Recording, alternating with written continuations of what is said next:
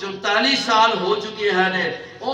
مسلمان اس عملہ کر کے آ رہے نے اور اس کے بارے دے اندر پیارے نبی دا فرمان سن کے نو نبی پاک علیہ السلام نے فرمایا من صام رمضان ایمانا و احتسابا غفر له ما تقدم من ذنبی، جس نے روزہ رکھیا رمضان المبارک دا اللہ و راضی کرنے واسطے کر کے رات تراویح کی نماز کے اندر قیام کیتا، فرمایا اللہ و راضی کرنے واسطے کر کے اللہ دے پاک نبی فرماندے ہیں نے میں ضمانت دینا کہ اللہ اس سے سابقہ گناہ سارے معاف کرتا ہے۔ اب رمضان بھی اور نال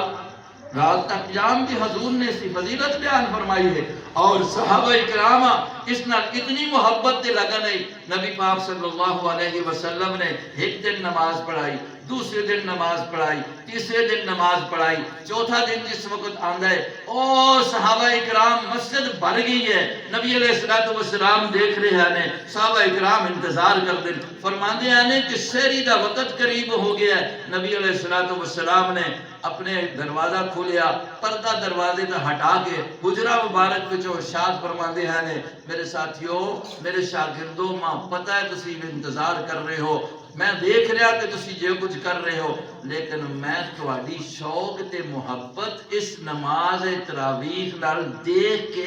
ماں کرے خطرہ لگ گیا کہ اللہ فرض ہی نہ کر چھوڑے، اللہ فرض ہی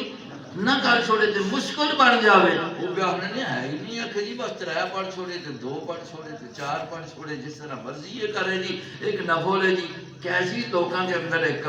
ویسے بھی عام طبقے میں یہ چیز آئی گئی ہے تو جی علامہ اسی بعض اوقات حیران ہونے ہیں کہ یار اسی وڈیرے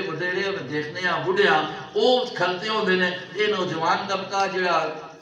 جمعہ تے کھیڑے آئی کس نالے موبائل نالے ایک 2 پڑھ کے پر نکلنا ہے، 4 پڑھ کے پر نکلنا ہے، نہ قرآن پاک کی نہ شوق ہے نہ محبت ہے، تو وہ پتہ اج لگیا کہ بچوں علامے جے بیٹھے پہ آ رہے ہیں۔